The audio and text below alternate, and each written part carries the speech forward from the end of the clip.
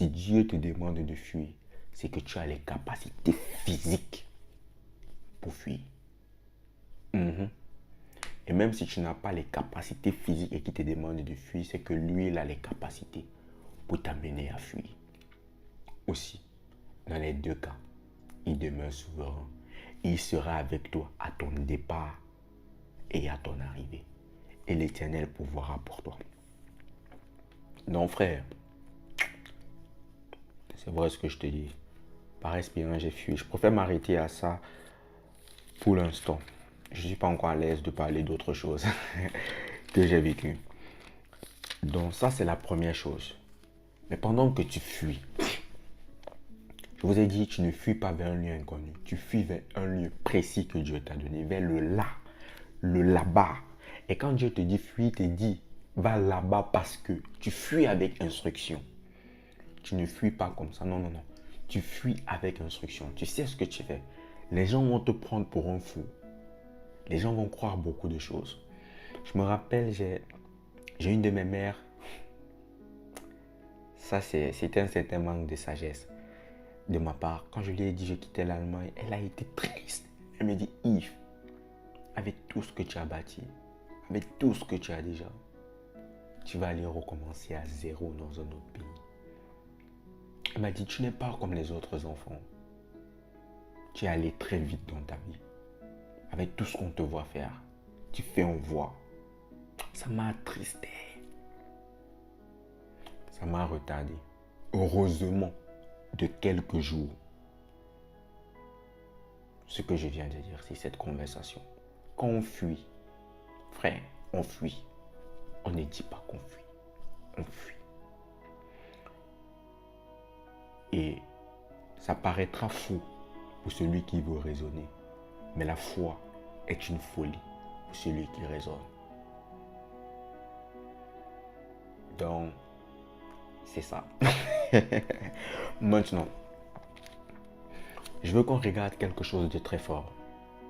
Parce que lorsqu'on fuit vers un lieu, il y a un processus, il y a un temps d'adaptation. Tu arrives, tu t'adaptes, tu comprends le fonctionnement du lieu où Dieu t'appelle. Tu comprends pourquoi il t'appelle, il te donne des instructions, il te dit fais ci, fais ci, fais ci. Il te dit fais beaucoup de choses afin que tu puisses bâtir l'édifice de ta destinée. Mais j'aimerais qu'on regarde quelque chose ensemble dans Matthieu 7. Dieu, pour visiter un homme, passe par des hommes. On dit porte et levez vos linteaux, que le roi de gloire fasse son entrée. J'aimerais que tu comprennes dans ta fuite le principe des portes. Tout sur terre se joue par des portes. La porte souvent n'est pas le réel problème. Le problème peut être le gardien de la porte. Pour qu'une porte s'ouvre, il faut que quelqu'un t'ouvre la porte. C'est pour ça qu'on dit vulgairement, on est quelqu'un derrière quelqu'un. Pour qu'une porte s'ouvre à toi, il faut un précurseur qui t'ouvre la porte. Il faut que le gardien, le responsable de la porte, là, t'ouvre cette porte.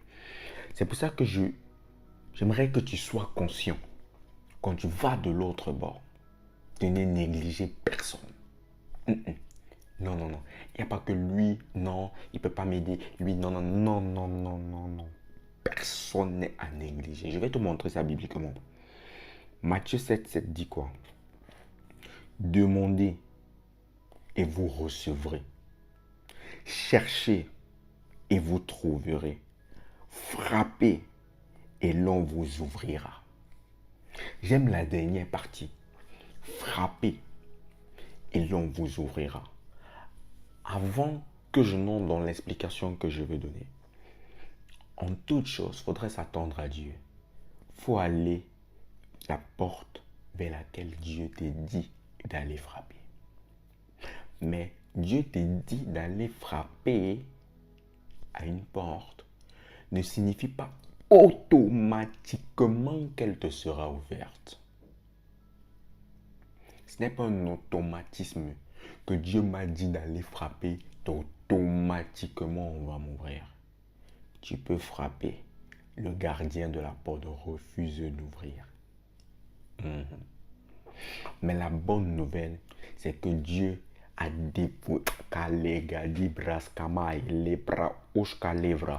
il dit, je mettrai sur ton épaule la clé de la maison de David. Tu ouvriras et personne ne fermera. Je te donne ce verset pour que tu sois conscient que si un homme refuse de t'ouvrir une porte, il ne t'a pas limité en fait. Parce que Dieu a la clé de toutes les portes.